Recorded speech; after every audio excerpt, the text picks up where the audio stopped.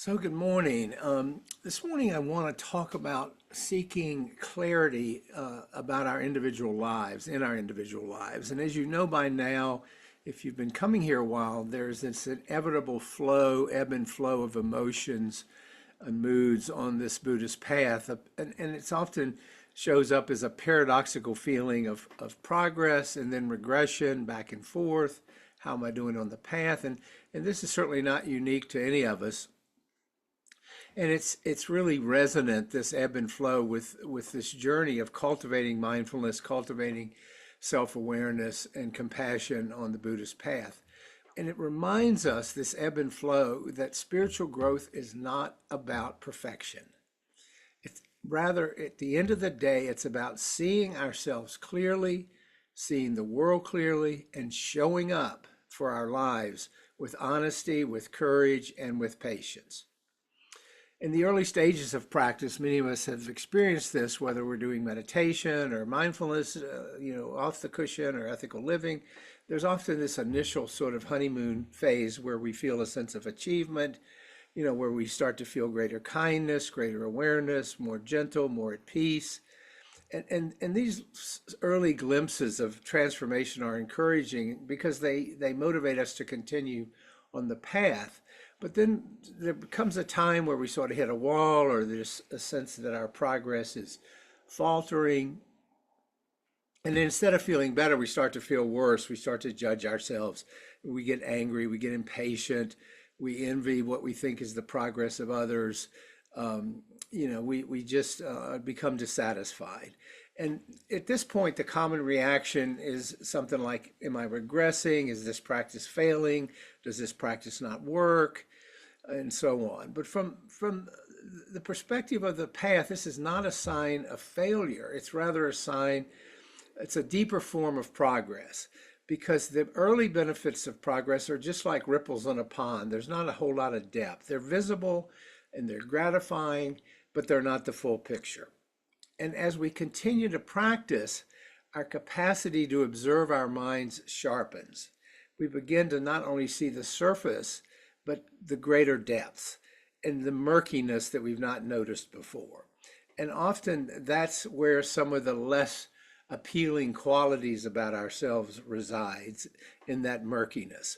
What feels like getting worse is really the result of cultivating greater awareness, embracing a vision of ourselves which is more honest. Our practice has not created those negative tendencies. It has simply begun to reveal them to us.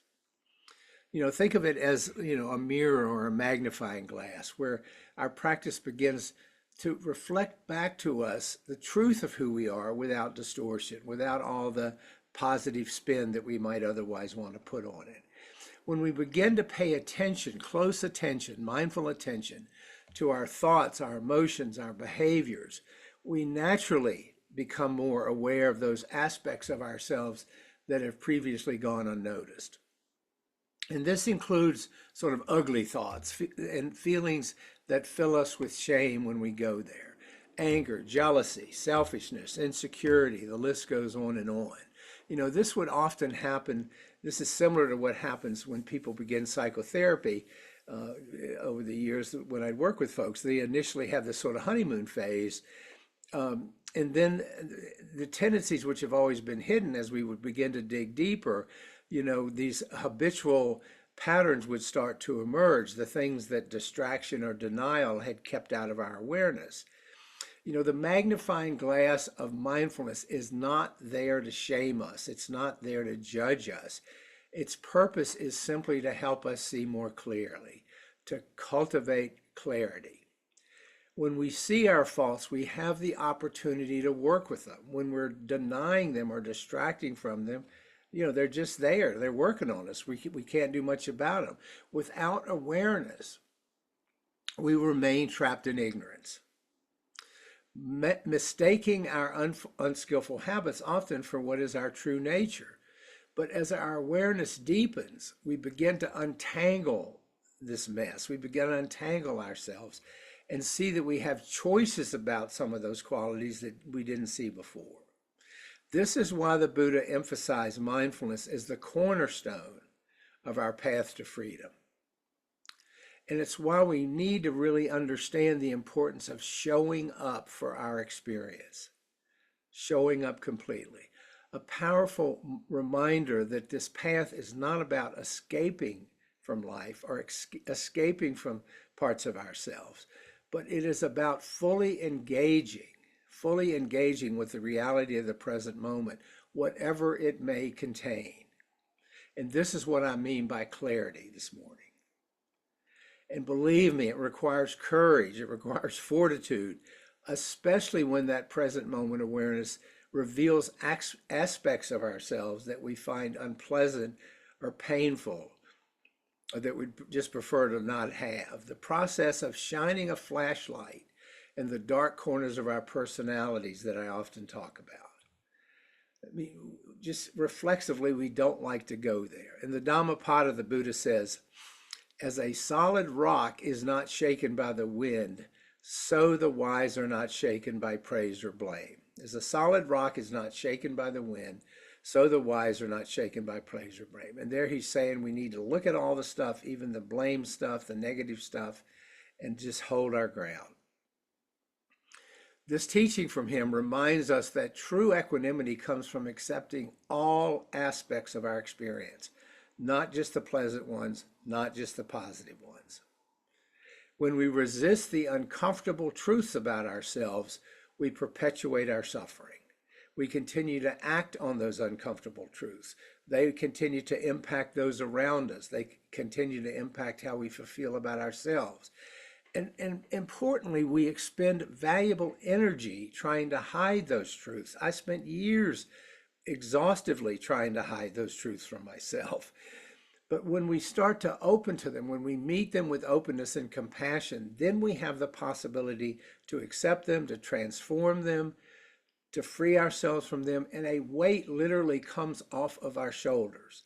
We begin to experience greater ease. Now, let me be clear that one of the traps of this heightened self-awareness is the default tendency to judge ourselves harshly, what we call the second arrow. What we see as our meanness, our smallness, our pettiness, our ambition. We feel ashamed, we feel unworthy. But the Buddha asks us to meet these parts of ourselves with compassion, not with judgment, not with criticism.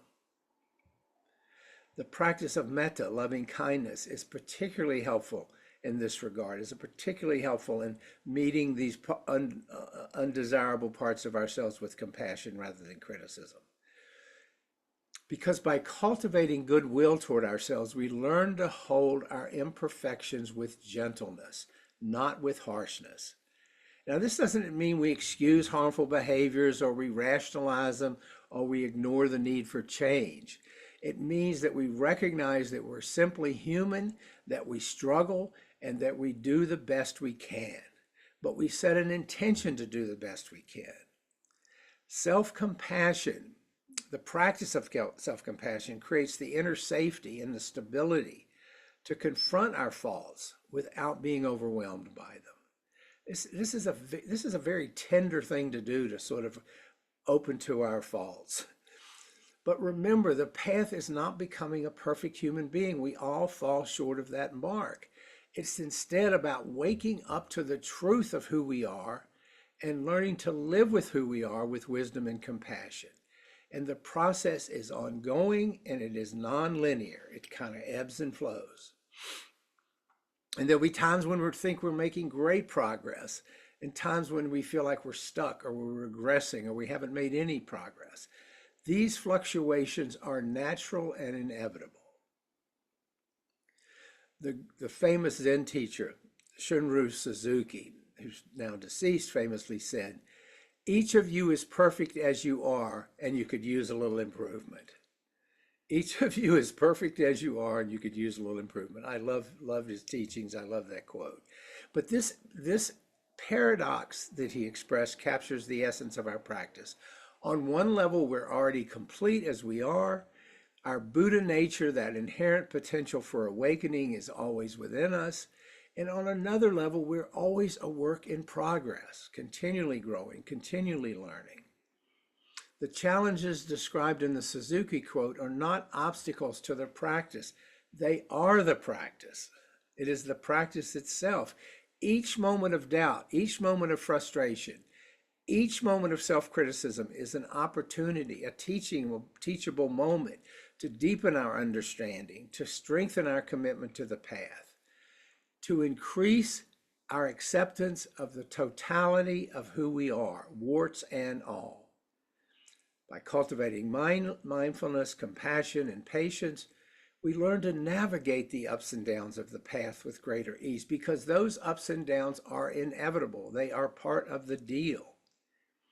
And as we continue to show up, really show up, not just lip service for our experience, we come to see that the practice is not about eliminating our faults. It's about transforming our relationship with our faults, which means accepting them. And when we accept them, we take some of the potency out of them. We sort of make them less present, less intrusive into our daily lives. Instead of becoming enemies to conquer, our imperfections become our teachers, teaching us, guiding us toward greater self-awareness and compassion. In this way, we trust that even when the path feels difficult, even when we seem to lack clarity, it is leading us toward greater freedom and greater peace in our lives. So those are some thoughts on clarity and achieving clarity and embracing clarity.